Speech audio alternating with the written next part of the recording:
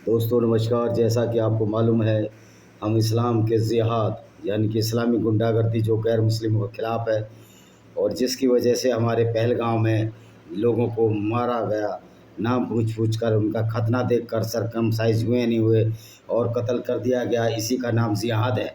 और मज़े की बात है, वहाँ पीछे से एक आदमी मरता था और ये अल्लाह वो अकबर के नारे लगा रहे थे।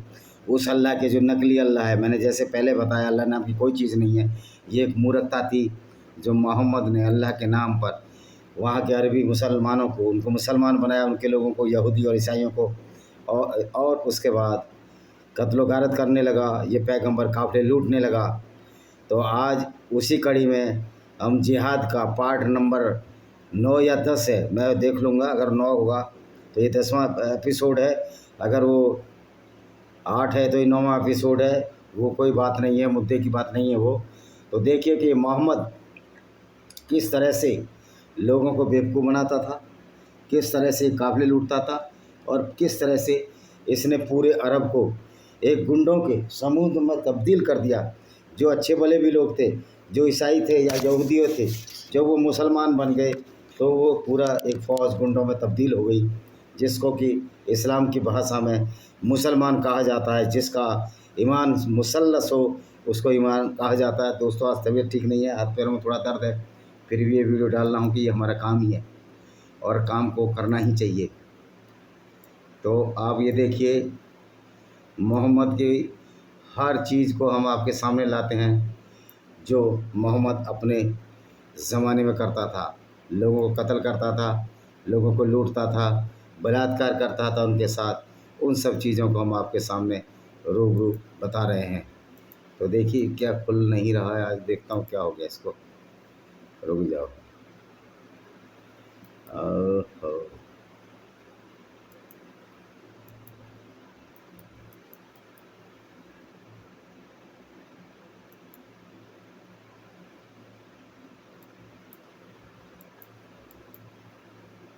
ये हो गया चलो। ऐसे क्यों निकला भाई? हाँ, तो दोस्तों मोहम्मद के जो क्रियाकलाप थे, किस तरह की वो हरकत करता था, सबका इस पर वर्णन है। जैसे कि हम आपको बताते हैं कि सही मुस्लिम जो एक हदीस है, जो ऑथेंटिक हदीस है, और जिस हदीस के ऊपर ही हम सारा ये सीरीज जो चला रहे हैं, तो ये जो सीरीज चला रहे हैं जिस हदीस के ऊपर, उसका नाम है सही मुस्लिम। ये एक ऑथेंटिक हदीस है और इसको ये इस्लाम के लोग भी मानते हैं। जो इस्लाम का मुल्ला कहता है कि हम कुरान को मानते हैं, हदीसों को नहीं मानते, तो झूठ बोल रहा है। क्योंकि इसकी बात यह है कि जो हदीसों को नहीं मानता वो झूठ इसलिए बोल रहा है कि हदीस अगर ना हो तो मुसलमान को तो ये पता ही नहीं लगेगा कि नमाज़ कैसे पढ़नी है, क्योंकि हदीस में नमाज का ज़िक्र ही नहीं है। नमाज कैसे पढ़नी है, कैसे हाथ धोने हैं, ना उसमें ईद का ज़िक्र है। तो जो ये लोग बोलते हैं कि हम हदीसों को नहीं मानते, कुरान को मानते हैं, तो अगर आप कुरान को मानते हैं तो नमाज़ पढ़ ही नहीं सकते। नमाज का टाइमिंग आपके पास नहीं है। तो ये कहना कि हम कुरान को मानते हैं, ये एक बेवकूफ़ी है। ये एक लोगों को झूठ बोलने का तरीका है, जो कि शुरू से मोहम्मद साहब और उसके मोहम्मद साहब और उसके साथी इस तरह से आप देखते हैं कि वो लूट मचाते रहे और ये कहते रहे कि मोहम्मद दयालु है और हम दयालु था। तो ये चीज़ें आपको कहाँ से पता लगती हैं कि मोहम्मद बुराक नाम के जानवर पर एक झूठी यात्रा करने गया। वो जानवर जो कि मैंने तो मास्टर डिग्री मेरी जूलॉजी में है, मैंने तो आज तक वो जानवर देखा नहीं, फिर नया कौन सा ये जानवर मोहम्मद ने पैदा कर लिया। तो ये सब हदीसों में है, इनकी नमाज भी हदीसों में है। और ये नमाज भी जिसको जब इनको हुई, जब मोहम्मद झूठ बोल रहा था कि मैं अल्लाह से मिलने गया, जबकि मैंने आपको कितनी बार बताया कि अल्लाह नाम की कोई चीज़ नहीं है। ये पाखंड था जो मोहम्मद ने गढ़ा। तो आप किस तरह मोहम्मद ने लोगों को लूटा, कबीलों को लूटा, और किस तरह से गैर मुस्लिमों के ख़िलाफ़ उसने जो अत्याचार किए, जिसका कहीं भी कोई उदाहरण नहीं मिलता है। तो आइए आज उसी को आगे की कड़ी में बताएंगे कि ये कहते हैं कि मोहम्मद को काफिर और पाखंडियों के हाथों पवित्र पैगंबर का उत्पीड़न हुआ। तो ये हदीस क्या कहती है? पुस्तक संख्या 44-21 क्या कहती है? इब्न मौसूद से वर्णन है, उन्होंने कहा जब अल्लाह के रसूल उन पर शांति हो, मैं कहता हूँ लानत हो, काबा के पास नमाज़ पढ़ रहे थे तो अबू जहल अपने साथियों के साथ बैठे थे। अबू जहल भी इसका चाचा था मोहम्मद का। तो अबू जहल ने पिछले दिनों ज़बह की गई ऊँटनी का जिक्र करते हुए कहा, कौन उठकर फला ऊँटनी का भून लाएगा जो बच्चा था और मोहम्मद के कंधों के बोझ से रख देगा जब तक वे सजदा में बैठे। लोगों में सबसे ज़्यादा साबित व्यक्ति उठा, भून लाया और जब पैगंबर उन पर शांति हो सजदा में बैठे तो उनके कंधों के बीच रख दिया। तब वे उस पर हंसे और उनमें से कुछ हंसते हुए दूसरों पर झुक गए और मैं खड़ा देखता रहा। अगर मुझ में शक्ति होती तो मैं उसे अल्लाह के रसूल उस पर अशांति हो कि पीठ से दूर फेंक देता, मतलब कमज़ोर था। पैगंबर ने अपना सर सजदे में झुकाया और उसे ऊपर नहीं उठाया जब तक कि एक आदमी उनके पास गया और उनकी बेटी फातिमा जो उस समय एक छोटी लड़की थी इस बदसूरत घटना के बारे में बताया। वह आई, उसने गंदी चीज़ को हटा दिया, फिर वह उनकी ओर मिड़ी और फिर शरारत करने वालों को फटकार लगाई। जब पैगंबर उन पर शांति हो ने अपनी प्रार्थना समाप्त कर ली तो उसने ऊंची आवाज़ में उन पर भगवान अल्लाह की दुआ मांगी। जब उन्होंने प्रार्थना की, उन्होंने 3 बार प्रार्थना की और उन्होंने भगवान का आशीर्वाद मांगा तो उन्होंने 3 बार मांगा। यार मैं चश्मा दूसरा लगाता हूँ।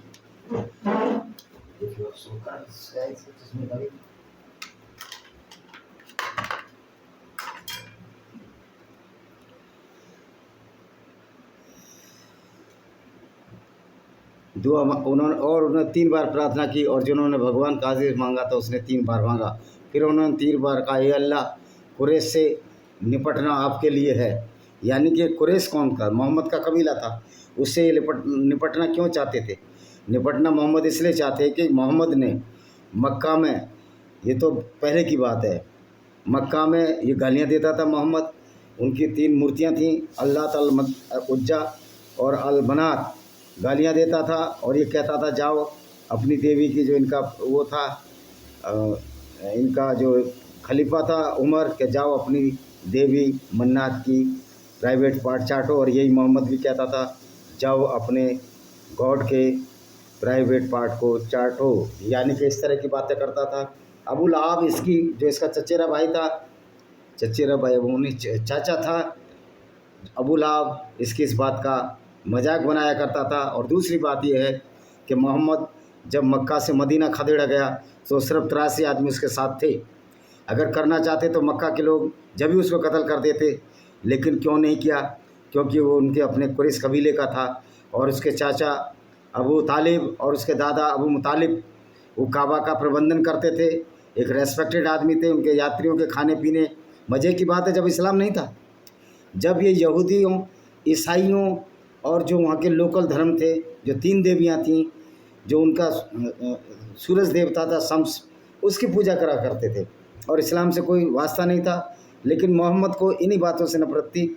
जब मक्का दोबारा आया, मक्का पर चढ़ाई की, मेरे ख्याल 630 में की उसने, और 360 मूर्तियों को तोड़ दिया।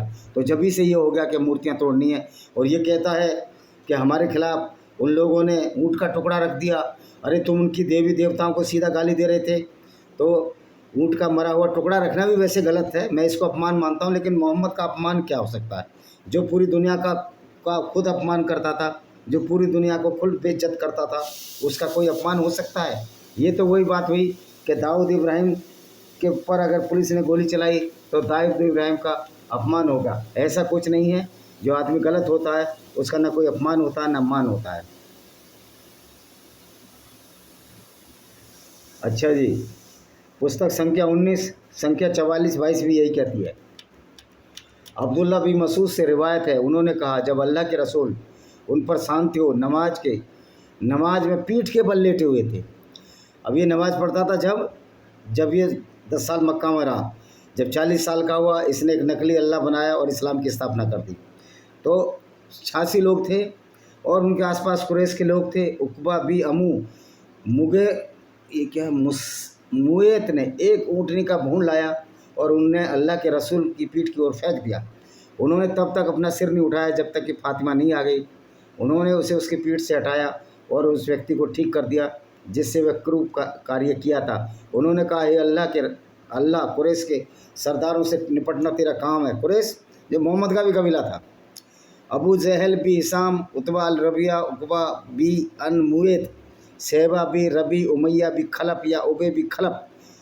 सुबह इस परंपरा के वर्णनकर्ताओं में एक को सटीक व्यक्ति के बारे में संदेह है कि किसने डाला, संदेह है किसने मांस का टुकड़ा डाला।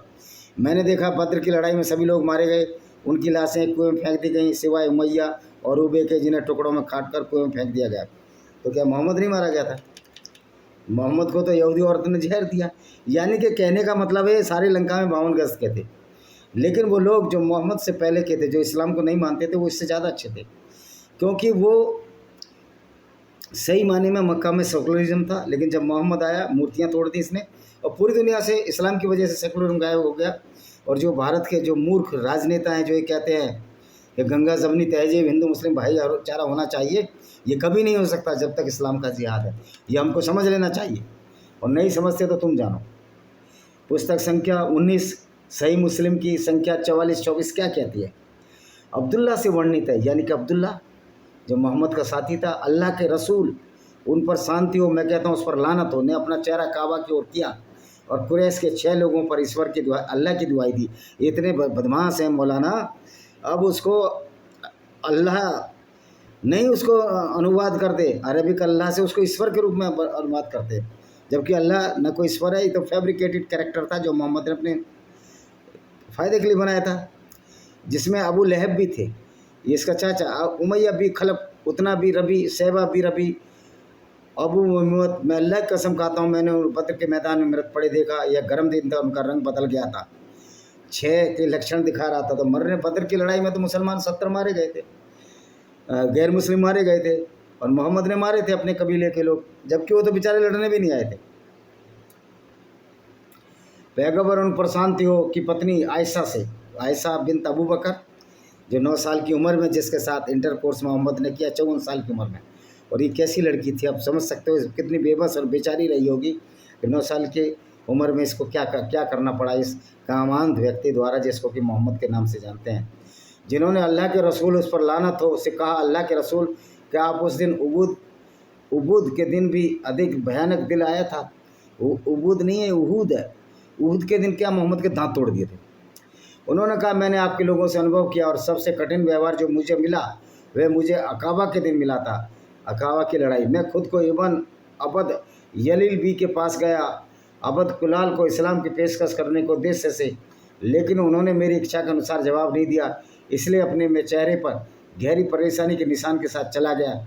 मैं तब तक होश में नहीं आया जब तक कि मैंने कर्न अल सालिब नहीं पहुँचा, इस जगह का नाम था कर्न अल वस, जहाँ मैंने अपना सिर उठाया, देखो मेरे पास एक बादल था जिसने मुझ पर अपनी छाया डाल दी। भाई बादल तो किसी को भी छाया डाल देगा, स्पेशल डाल दी कि मोहम्मद को। आदरणीय एवं महिमावान अल्लाह ने सुन लिया कि तुम्हारी जाति में तुमसे क्या कहा, उन्होंने तुम्हारी पुकार पर कैसी प्रतिक्रिया व्यक्त की है, और उसने तुम्हें पास के पहाड़ों में प्रभारी फरिश्ता भेजा है। ये क्या करता था मोहम्मद, इसका दिमाग तो अपसेट था ही। ये एक गुफा थी हीरा मदीना के पास, और इतनी बड़ी गुफा थी कि वहाँ से पैदल चलने में भी 2 घंटे लगे, लेकिन ये इतना झूठ बोलता था कि मैं गुफा में था, वहाँ फरिश्ता आया। 14 किलोमीटर आप चल के देख लो, और ये तुरंत आ गया वहाँ अपनी पत्नी के पास। इसको जिब्राइल फरिश्ता समझ में नहीं आया, इसको कब कभी छूट रही थी। और ऐसा मूर्ख फरिश्ता था जिब्राइल, जिसने कहा कोई आयत लाया ये मोहम्मद के कथन अनुसार, जब मोहम्मद को पता नहीं था कि मोहम्मद पढ़ना लिखना नहीं जानता। वैसे भी यहाँ बहुत सारे उभय तर्क हैं, विसंगतियाँ हैं, क्योंकि जब मोहम्मद मर रहा था तो उसने कागज़ पेन मांगा था, लेकिन उसको कागज़ पेन नहीं दिया। इसका मतलब मोहम्मद पढ़ना लिखना जानता था। और एक जगह ये कहते हैं कि मोहम्मद उम्मी था, यानी अनपढ़ था। यानी कि जब वो अनपढ़ था तो वो फरिश्ता जो जिब्रील फरिश्ता था, जो पहली आयत इसको लाया हीरा गुफा में, तो क्या अल्लाह को, मूर्ख अल्लाह को ये पता नहीं था कि मोहम्मद तो पढ़ना लिखना ही नहीं जानता? तो उसको पढ़ने के लिए क्यों बोला? खुद जिब्राइल ने पढ़ के क्यों नहीं सुनाया? अगर वो पढ़ा लिखा था तो मोहम्मद ने उस आयत को क्यों नहीं पढ़ा? इससे साबित होता है कि मोहम्मद ने जो झूठ और फ्रॉड का जाल रखा उसमें खुद ही फंस गया। इसको पता ही नहीं था कि बाल की खाल भी निकलेगी, और वो बाल की खाल निकल रही, जिससे हम इसको बार बार कहते हैं एक झूठा पैगंबर था। तो पहाड़ी फरिश्ता भेजा है ताकि तुम उसके संबंध में जो चाहो उसे आदेश सको। पहाड़ों का प्रभारी फरिश्ता तब मुझे पुकारा, मेरा अभिवादन किया और कहा, मोहम्मद, अल्लाह ने सुन लिया है, तुम्हारी जाति ने तुमसे क्या कहा है। मैं पहाड़ों का प्रभारी फरिश्ता हूँ और तुम्हारे रब ने मुझे तुम्हारे पास भेजा है ताकि तुम लोग मुझे चाहो जो आदेश दे सको। और कहा, मोहम्मद, अल्लाह ने सुन लिया तुम्हारी जाति में तुमसे क्या कहा है, मैं पहाड़ों का फरिश्ता हूँ। वो बार बार उसी को रिपीट करते रहते हैं, यही तो पागलपन की इनकी हदीसों में। पुस्तक संख्या 19 संख्या 44-26 भी यही कहती है। जंदुब बिन सुफियान से वर्णित है, उन्होंने कहा, अल्लाह के रसूल, उस पर मेरी तरफ से लानत हो कि एक उंगली एक मुठभेड़ में घायल हो गई, मुठभेड़ में एक उंगली घायल हो गई, और आपने कहा तुम बस एक छोटी उंगली है जिससे खून बह रहा है, और जो तुमने कुछ अनुभव किया अल्लाह के मार्ग में है। ओ भाई, उंगली नहीं अनुभव करती है, जो तुम्हारा दिमाग है, न्यूरो सिस्टम है, वो ऑब्जर्व करता है कि मेरी उंगली में चोट लगी है। आप दिमाग सुन कर दो, उसका हाथ पैर भी काट दो तो उसको पता नहीं लगेगा, लेकिन मोहम्मद तो जानता ही नहीं था ना। साइंस की तो माँ बहन कर दी है इस कुरान ने और इस्लाम ने। पुस्तक संख्या 19 संख्या 44-27 क्या कहती है। अस्वाद बिन कैस से वर्णित है, उन्होंने कहा, अल्लाह के रसूल एक गुफा में थे, तब उनकी उंगली में चोट लग गई। शुक्र है कि उंगली, और मोहम्मद के जब 2 दांत तोड़ दिए तो मुसलमान कहते हैं उनका दांत शहीद हो गए थे।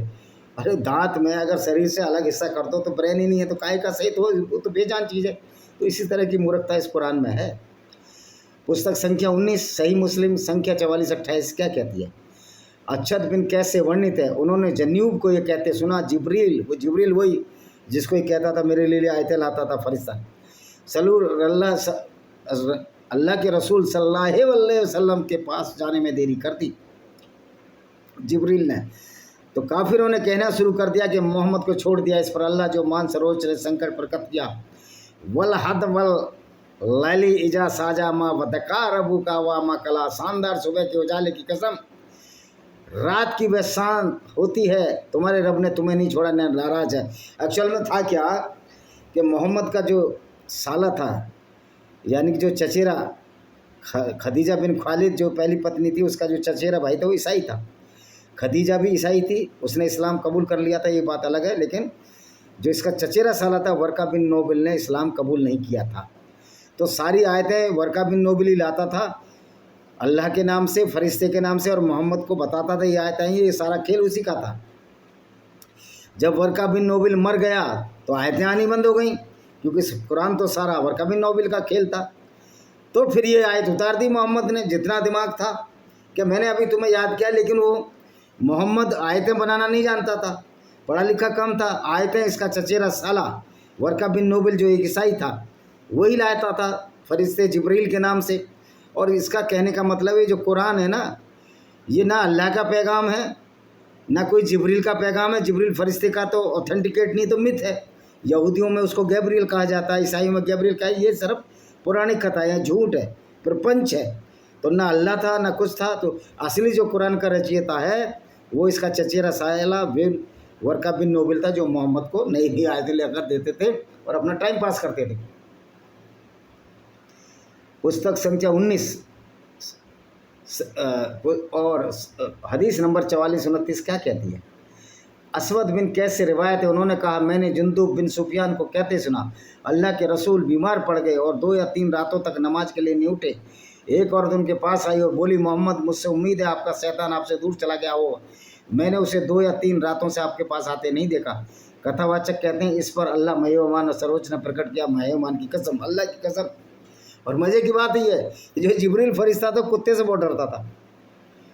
वो कुत्ते से इसलिए डरता था कि जिब्रील तो फरिश्ता था नहीं, ये मोहम्मद की साइकोलॉजी थी। मोहम्मद भी कुत्ते से डरता था और काले कुत्ते को तो मारने का आदेश दे दिया था, क्योंकि काला कुत्ता रात में दिखता नहीं था। ये पेशेवर डकैत तो थे, लुटेरे थे, बलात्कार तो करते थे, और 10-11 बीवियाँ थी, ये कमरे पकड़ता होगा, कुत्ते भौंकते होंगे।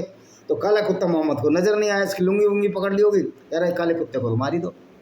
तो इसी प्रकार की जो श्रृंखला 44-33 हदीस में भी व्यक्त की गई है। तो ये था मोहम्मद का कैरेक्टर। मोहम्मद पर किसी ने अटैक नहीं किया, मोहम्मद ही गालियाँ देता था लोगों को, और उस गाली के फलस्वरूप लोग झगड़ते थे, लड़ते थे, चाहते थे मर जाए, लेकिन ये किसी तरह जान बचाकर मदीना भाग गया। लेकिन आखिर में एक यहूदी औरत ने इसको जहर दिया और इसका इंतकाल हो गया। ये मर गया, पेट में मरोड़ उठी, उसने भेड़ के मांस में जहर दिया। तो एक बताइए, जो जिब्रील सारी खबरें मोहम्मद को ला कर दे रहा था, ये नहीं बताया उसको कि यहूदी औरत है तुझको जहज देगी और तू मर जाएगा, ये सब चीज़ें नहीं बताई। ये बता दिया कि अल्लाह का रसूल है, लूट का मान लो, लेकिन मोहम्मद ही तो अल्लाह है, मोहम्मद ही तो जिब्रील फरिश्ता है, मोहम्मद ही सब कुछ है। तो मोहम्मद को क्या पता जब यहूदी औरत जहर दे रही है? मोहम्मद को डॉक्टर थोड़ी था। जो आयतें वैसी थीं जो लागू हो सकती थी उसने लागू कर दी, लेकिन जब इसको जहर दिया इसको खुद पता नहीं लगा। अगर ये पहले ही आयत उतार देता मेरे को जहर देने वाली यहूदी स्त्री है, तो मुसलमान उसको पकड़ या कत्ल भी कर सकते थे, लेकिन इसको कुछ पता ही नहीं था। तो ये है कि कहते हैं ना, और ना ठोर खाली हवाई फेर, यही इस्लाम का नाम है। इसी के साथ मैं इस वीडियो को विराम करता हूँ, इस संदेश के साथ कि मेरी एक किताब है जौहर, जो कि भाई विजय कुमार पाल है, जिसमें कि हिंदू राजपूतानियों ने या हिंदू जितनी भी वीरांगनाओं ने अपनी जान की इज्जत बचाने के लिए जल जौहर किए, यानी जल में कूद के मरी, जैसे रणथंभौर में हुआ, अग्नि जौहर किए जो चित्तौड़गढ़ में हुए 3 जौहर, और बहुत सारे जौहर हुए।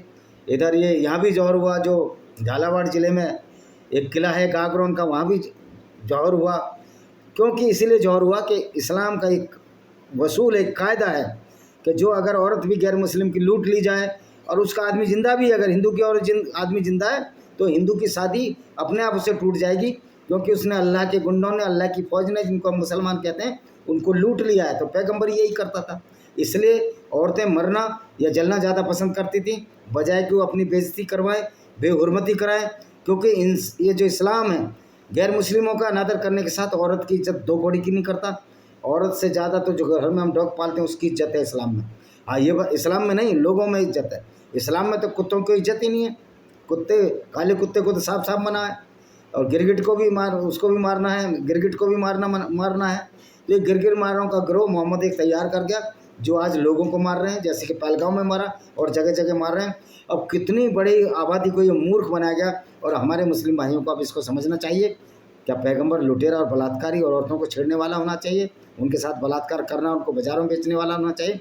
ये मैं मकबूल अहमद, जो मेरे यहाँ एग्जीक्यूटिव इंजीनियर थे, जिन्होंने मुझे व्हाट्सएप पर ब्लॉक कर दिया, उनके लिए मैं सवाल छोड़ सकता हूँ। इस बात से कोई काम नहीं चलेगा कि आप इस्लाम को नहीं समझोगे।